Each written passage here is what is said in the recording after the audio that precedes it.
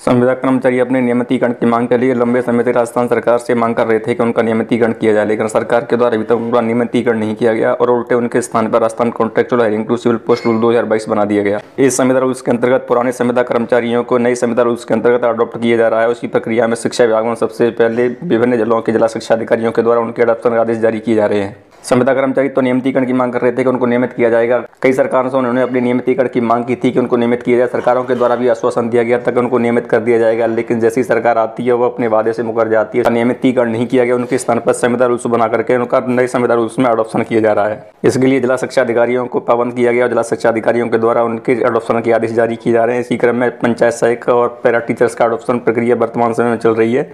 जो पंचायत सहायक और पैरा टीचर अडॉप्ट किए जा रहे हैं उनको 10,400 रुपये मानदेय मिलेगा और उनकी सेवा अवधि केवल 5 साल के लिए होगी, यानी उनकी नियुक्ति 2027 तक के लिए की जा रही है। उसके बाद सरकार उनको कभी भी सेवा से हटा सकती है। अडॉप्शन के बाद में पंचायत सहायक और पैरा टीचर्स को अपने पीईओ के यहाँ पर नियुक्ति देनी होगी। अगर किसी पंचायत सहायक को किसी दूसरी पीईओ के यहाँ पर नियुक्त किया गया तो उन्हें पहले जिला शिक्षा अधिकारियों को सूचित करना होगा, उसी के पश्चात वहाँ पर कार्य ग्रहण करना होगा, अन्यथा वो अपने पीईओ के यहाँ पर ही कार्य ग्रहण करेंगे। उनको कुछ सुविधाएं दी गई हैं, जैसे उनकी नियुक्ति है वो 2027 तक के लिए होगी। उनको मानदेय 10,400 रुपये मिलेगा, 1,500 रुपये मेडिक्लेम पॉलिसी के अंतर्गत उनको पुनर्भत्ता भत्ता मिलेगा, 500 रुपये प्रतिवर्ष के हिसाब से बीमा मिलेगा। दूसरी तरफ राजस्थान सरकार के द्वारा फार्मासिस्ट एवं नर्सिंग की भर्ती निकाली गई है, जिसमें संविदा कर्मचारियों को बोनस अंक दिए जाएंगे।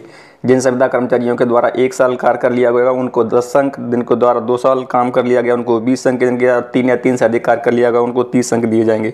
उनके वर्तमान समय में उनके विभागों में अनुभव प्रमाण पत्र बन रहे हैं। अनुभव प्रमाण पत्र बनाने में उनकी प्रक्रिया थोड़ी देरी से चल रही है। जैसे बताया गया कि चिकित्सा विभाग के संयुक्त निदेशक के सत्यापन के बाद ही संविदा कर्मचारियों को अनुभव प्रमाण पत्र जारी किए जाएंगे।